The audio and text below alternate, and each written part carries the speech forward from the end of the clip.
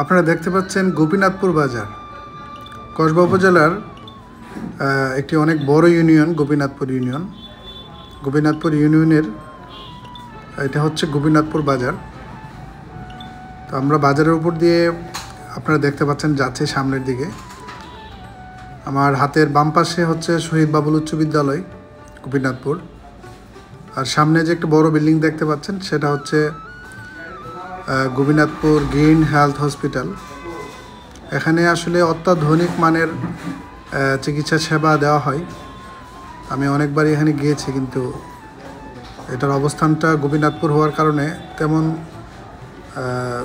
রোগী এই হসপিটালে তেমনটা যায় না। এটা যদি কসবাতে হতো তাহলে এটার মানে অনেক ভালো করতো।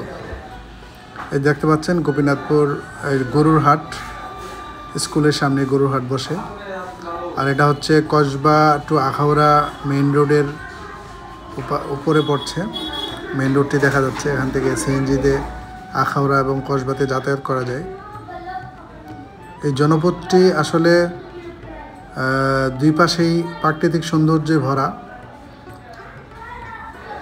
এই এলাকার প্রায় 30টি গ্রাম নিয়ে গঠিত গোপীনাথপুর ইউনিয়ন। তো আপনারা পর্যায়ক্রমে আমার ফলোয়ার্সদের রিকোয়েস্টের ভিত্তিতে আমি বিভিন্ন এলাকা ছবি আপনাদেরকে দেখাবো।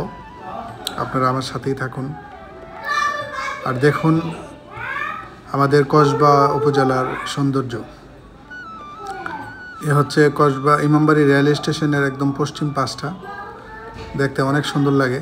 এমনিতে নিচ থেকে কিন্তু উপর থেকে দেখতে ভালো লাগে। এই হচ্ছে রেল লাইনটা। আমি ইমামবাড়ি রেলওয়ে স্টেশন নিয়ে একটি ভিডিও আছে আমার পেজে, আপনারা চাইলে ওটা দেখে আসতে পারেন। এটা হচ্ছে গোপীনাথপুর বাজারের ভিডিও।